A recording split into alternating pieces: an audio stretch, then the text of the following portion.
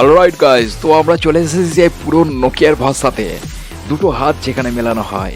নোকিয়ার এই নতুন ফোনটিতে অ্যাট্রাকশন ফিচার সম্পন্ন 7.2 inch super AMOLED display 144 hertz race সম্বন্ধে ফোনটার কথা যদি বলি, ফোনটা হচ্ছে নোকিয়া এজ 2012, যা যদি কেউ কিনে থাকেন অবশ্যই জানাবেন এই বছরে 2022-এর মিডলে কোনো মাসে লঞ্চ হয়ে থাকবে। এবং এর super performance 8000 milliampere battery, 100 watt WiFi charging সাথে আসে। তো কীভাবে চার্জিং হবে বুঝতে পারছি, ওয়ারলেস চার্জিং অবশ্যই সাথে, তার মানে দ্যাট মিনস ওয়াইফাই। তো brilliant phone and brilliant design and bezel-less display and curved display also.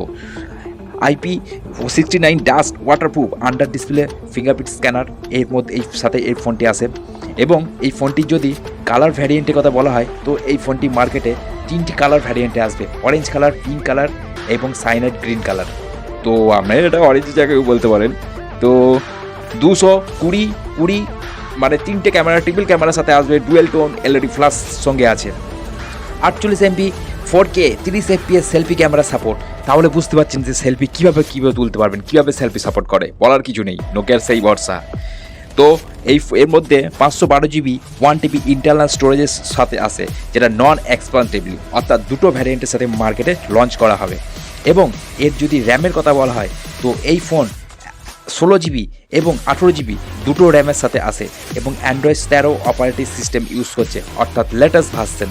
Expected প্রাইসের কথা যদি বলা হয়, তাহলে 95 থেকে 97,000-এর মধ্যে ফোনটা আসে। Affordable price, you can purchase it.